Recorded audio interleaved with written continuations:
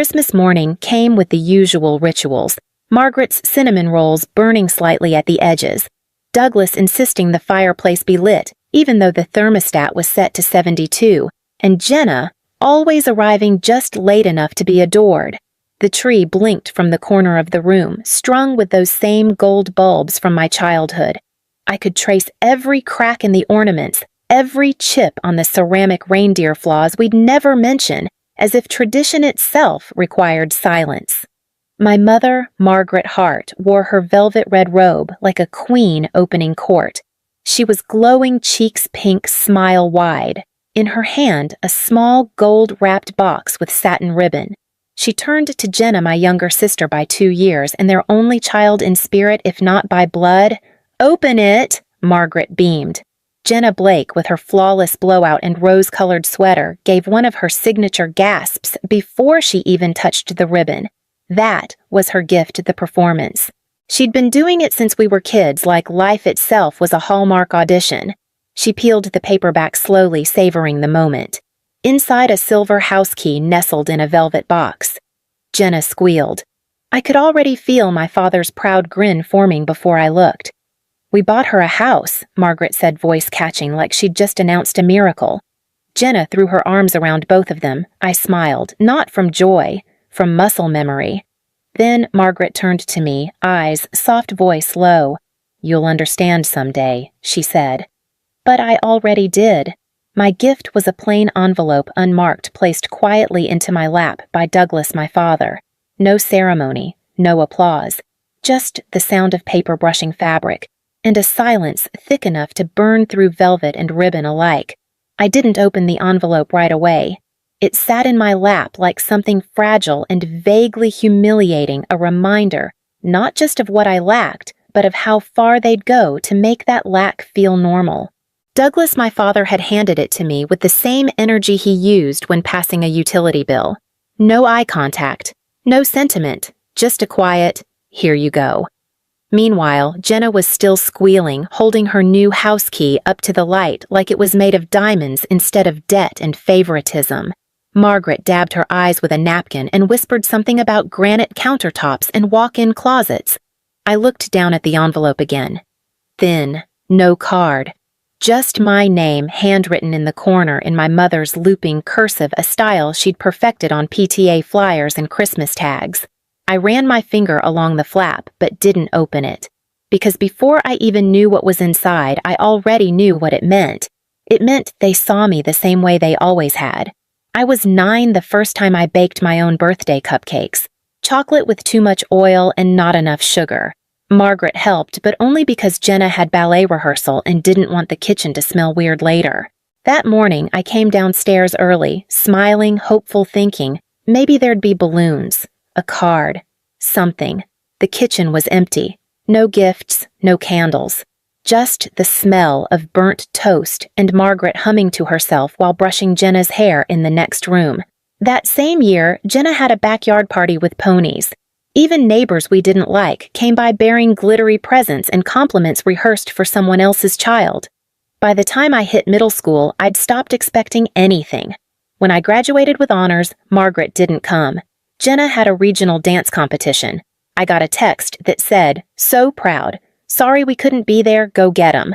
When I placed first at the State Science Fair hydroelectric dam model fully functional, Douglas showed up 15 minutes late and left before the awards. He had a golf tee time with someone important. The following week, when Jenna landed a 30-second shampoo commercial, they threw a dinner party. Champagne! Framed the product shot like it was a Pulitzer. There was a moment I go back to more than I should. Senior year. Academic awards night. I had worked hard, brutally hard. Juggled 2 part-time jobs. Maintained a 4.00 GPA. Wrote papers until my fingers cramped and my eyes blurred. They called my name for the top scholarship in front of a packed auditorium. I walked on stage, scanned the crowd, and there she was. Margaret front row, not clapping, just scrolling on her phone. When I stepped down with the certificate still warm in my hands, she looked up and said loud enough for the parents nearby to hear, "Well, at least she's good at something." That one sentence sliced through the applause like a serrated knife. Even now I can still hear it. I used to wonder if I was imagining it all, if I was just the bitter child in the shadow of a shinier sibling. But favoritism doesn't whisper. It carves.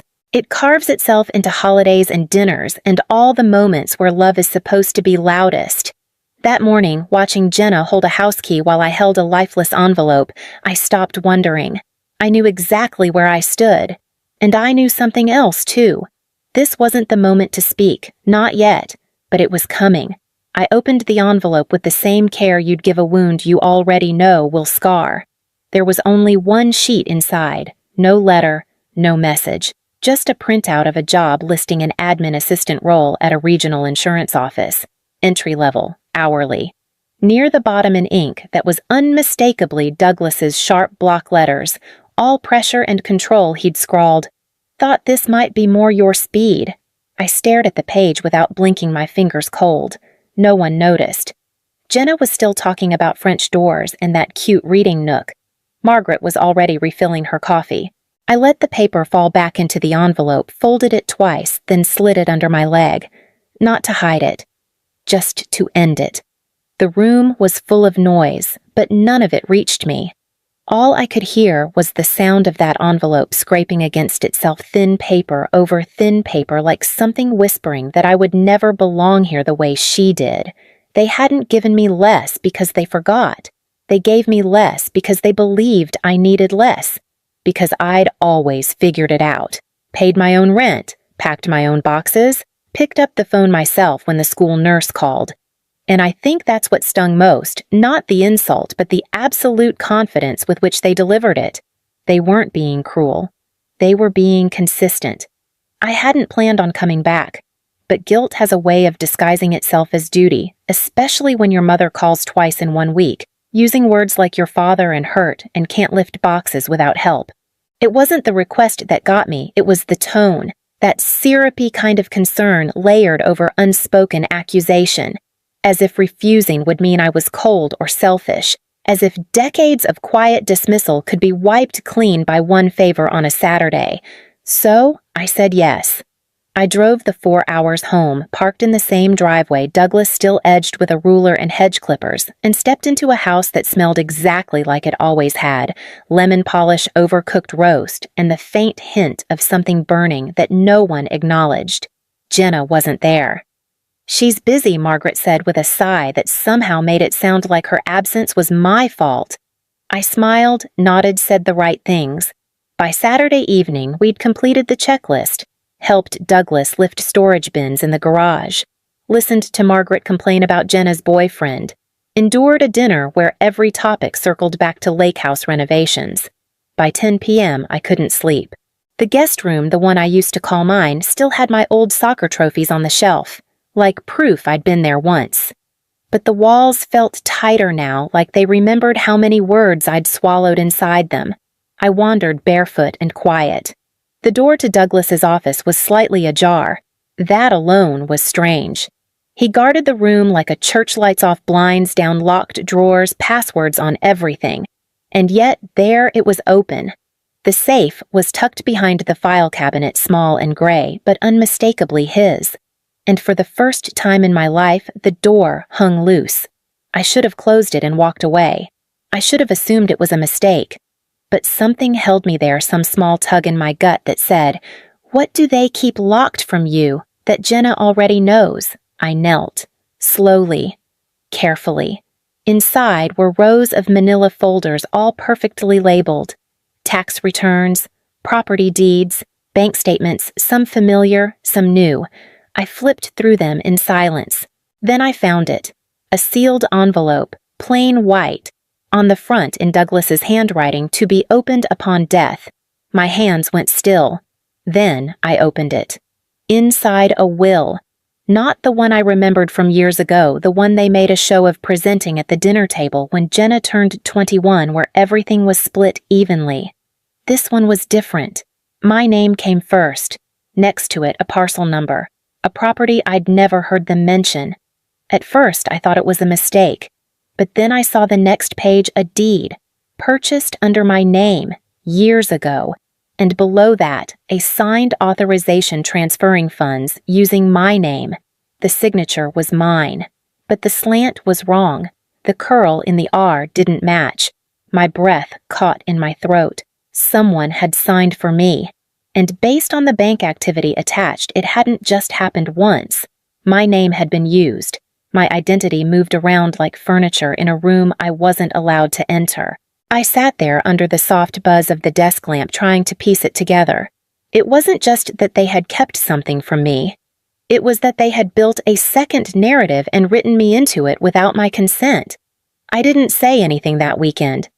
At breakfast the next morning, Margaret poured my coffee with her usual performative cheer, asked if I'd found a real job, yet then launched into a story about Jenna's new podcast idea, something about lifestyle branding and authentic influence. Douglas barely looked up from his toast. I smiled Nod played the role they'd written for me years ago. By noon, I was packed and back on the road, citing work obligations I didn't bother to fabricate.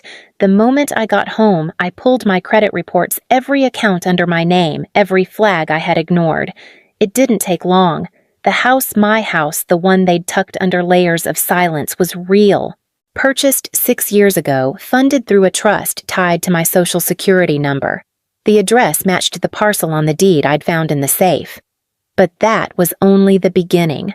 What followed was an increasingly tangled web of financial activity, quiet transfers between internal family accounts, reallocated funds, and at least one authorization bearing a signature that wasn't mine again. So I called someone I trusted, a lawyer friend from college who specialized in estate structures. I didn't give her the whole story, just the documents laid out in careful order, like I was trying to explain something I hadn't fully let myself feel yet. She called me back 2 days later. Her voice was calm, but her words were sharp. "Claire, if you wanted to pursue fraud, you'd have a case." "But that's not what you want, is it?" She was right. I didn't want revenge. I wanted clarity, and then control. So we started digging, quietly, carefully. What emerged over the next few weeks was almost absurd in its irony. On paper, I was wealthier than I'd ever imagined. Not extravagantly so, but meaningfully, the house a small investment account I didn't know existed, and ties to a family holding company used to shelter assets during Jenna's business venture. The lake house was the most damning detail. That house, their pride, their retreat, their legacy had been mortgaged in secret 3 years prior to fund Jenna's failed skincare line. They'd tried to fix it quietly. Douglas likely believed he could repay it before the bank came knocking, but he couldn't. By the time I found the deed, the house was already flagged for auction, and that's where it got interesting. Because I bought it, not directly, not as Claire Hart. I set up a shell LLC, used my lawyer as a proxy, and submitted the purchase anonymously through a holding agent. It was legal, clean, undeniable. The paperwork took weeks. But when it was done, I sat there with a deed in my hands, and for the first time in my life, I owned something they wanted. It wasn't about the house. It was about history, about breaking the cycle, about making it clear that I had seen every inch of their neglect and I'd chosen for once not to absorb it. They still didn't know. Margaret kept texting about Christmas, asking if I'd be home, if I could bring wine, if I'd heard about Jenna's new boyfriend. Douglas emailed me a job listing with the subject line, "Something with stability." And I said nothing. Because silence when it's yours isn't weakness. It's power waiting for the right moment. And that moment was coming. Christmas came again, as it always did. Same wreath on the front door, same chipped reindeer mugs in the kitchen, the same fireplace burning just hot enough to make the air feel dry but not warm. It was all so familiar it felt fake. Jenna was already there, dressed in a new cashmere set, and hugging herself like the room owed her applause. Douglas stood by the mantel with his usual mug of coffee eyes, scanning the room like he was doing inventory. Margaret floated in and out, humming carols off-key and asking no one in particular if the cinnamon rolls were done enough. I placed my gift under the tree without a word. Plain white box, no ribbon, no glitter, no tag, just wait. We went through the morning motions. Jenna opened a designer handbag and gasped on cue. Margaret cried. Douglas chuckled. There was a toast to new chapters and dream homes. I nodded, sipped coffee, waited, and then it was my turn. I handed the box to Douglas gently like it might break. He lifted it with both hands, surprised by how light it was. Smiled like he already knew it was nothing important. Jenna giggled. "Probably socks," she said. Douglas opened it slowly, not because he was cautious, but because he was indifferent. He peeled back the lid, saw the envelope sealed in wax. For a moment he hesitated, then broke the seal and unfolded the papers inside. His face didn't change at first. Just a tightening around the eyes. Then the color drained. He read the first page again. Slower. The notarized deed. My name. The property. The lake house. Then the second page, the forged signature. The legal warning from my attorney. His hand trembled just slightly. Margaret leaned over his shoulder. She was still smiling when her eyes caught the bolded words near the top of the document. That smile faded like breath on glass. She turned to me. "Claire, what is this?" I met her eyes calm. "It's exactly what it looks like." She blinked. Douglas didn't speak. Not one word. Margaret looked back down at the paper, then at him. Her mouth opened closed, then opened again. You didn't tell me." It wasn't a question. Her voice cracked. Not loudly, not theatrically. It broke the way bones do clean irreversible. Jenna clutched her purse tighter as if it could shield her. She glanced around, confused. No one explained. No one moved. The silence in the room thickened dense and slow, like syrup spilled across the carpet. Uncleanable. I stood up slowly, smoothing the hem of my sweater, and said it lightly like I was thanking them for eggs and coffee I won't be sharing the lake house. Not this time. There was no reply. Not even a nod. Just the sound of paper shifting in Douglas's hands as he tried and failed to make the words mean something else. Margaret took a step back from him like space might soften the betrayal. Her gaze darted between the papers and his face. And in that moment, I realized it wasn't just the truth I had delivered. It was the end of a performance they'd rehearsed for years, and the only person who hadn't missed their cue was me. No one spoke, not for a long time. Douglas sat perfectly still, holding the documents like they might disintegrate if he moved too fast. His fingers had stopped trembling. Now they were just locked in place, white-knuckled, unmoving. Margaret stood beside him, frozen mid-step, her face caught between disbelief and something worse, realization. She wasn't angry yet. Anger takes energy. What I saw in her was the quiet devastation that only comes when a story you've built your entire life around finally breaks in half, and you're holding the pieces with no idea how to put them back. Jenna hadn't said a word.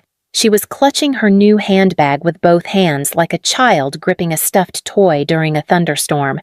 She looked from face to face, blinking as though someone had started speaking in a language she didn't know. She had no frame of reference for what was happening. No script. That more than anything told me how deep the lie had gone. No one had ever told her the truth either. Or maybe no one thought she could handle it. I stood there a moment longer, letting the silence stretch. Letting it do the work I no longer needed to. They weren't going to apologize. They weren't going to explain. They weren't even going to ask how I'd found out. Because some truths don't need to be spoken to be understood.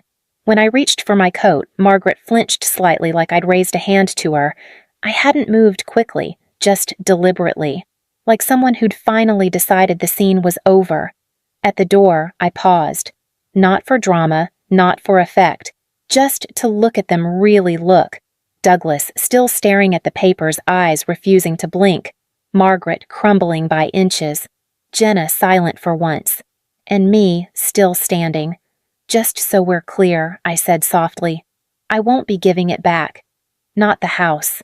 Not my name. Not anymore." That was all. Then I opened the door and let the cold December air pour in behind me like water after a dam breaks. It hit my face like truth, sharp, honest, clean. By evening, the snow had started. Soft, steady flakes drifted down in the kind of silence only winter understands, where the air doesn't just fall quiet, it settles. Every sound dulled, every edge softened. I sat in an old armchair near the window of the lake house. My lake house.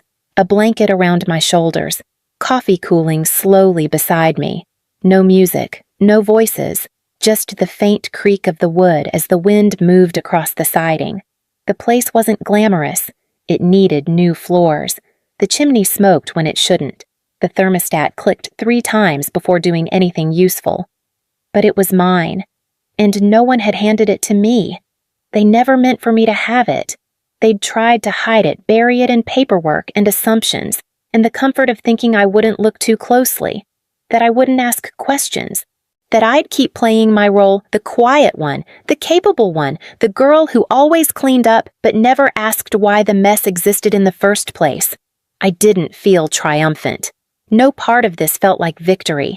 It felt like release, like finally exhaling after holding my breath for years without even realizing it. I thought for a moment about calling someone, a friend, a voice outside the family, just to say it out loud what I'd done, what I'd uncovered, what I'd taken back. But I didn't. Some stories don't need witnesses. Some peace doesn't need applause. I didn't know if they'd reach out, if Margaret would call voice-heavy with half-truths and carefully timed regret.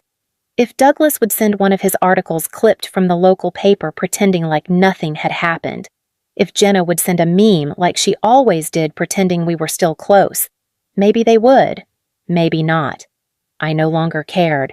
I wasn't angry. I wasn't looking for reconciliation. I'd drawn a line not in anger, but in survival, and this time I wasn't stepping back over it. The snow kept falling slow and certain. I watched it coat the railings, then the trees, then the edges of the lake. Funny thing is, now that I finally own the one thing they cherished most, I don't even want it, but I needed them to know I could take it, just like they took pieces of me year by year wrapped in silence and called it love. If you've ever left a room and never looked back, just leave a single dot. I'll know you were here.